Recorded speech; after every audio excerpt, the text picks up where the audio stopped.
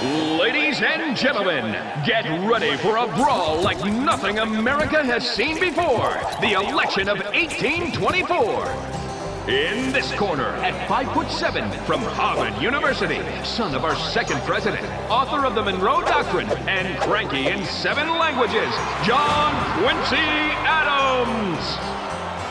And in this corner, he's rough, he's tough. He was born in a log cabin and never went to college. Winner of more than a dozen duels, he's the hero of the War of 1812. Old Hickory himself, Andrew Jackson.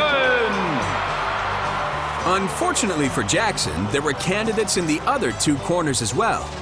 Jackson got the most votes, but he didn't win the presidency. To win the presidency, the Constitution required that he win at least half the vote. But with 4 candidates this time, no one had won half the vote. The House of Representatives, led by Henry Clay, acted as referee, and Adams was declared the winner. Why?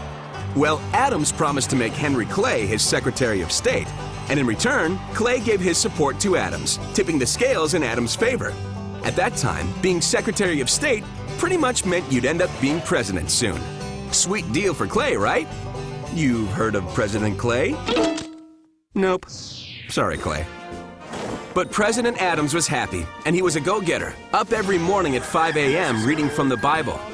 Then before work, he'd take a walk, or was even known to swim naked in the Potomac.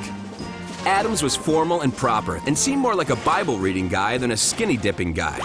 He also seemed like a guy who could get stuff done as president. So much for appearances. 2 people stood in his way. Andrew Jackson, who thought Adams had stolen the election in a corrupt bargain with Clay. And well, Adams himself. He was so self-righteous, stubborn, and irritable that even some of his friends didn't support his plans. Adams famously said, "The 4 most miserable years of my life were my 4 years in the presidency." Fortunately for Adams, he lost the presidency in 1828.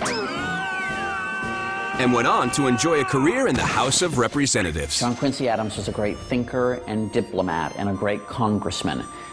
He was not good at persuading people, bringing them over to his side, which is what a president needs to do oftentimes. As president, he may not have been a lover or a fighter, but in the end, he turned out to be a dedicated public servant and a guy who really liked to skinny dip.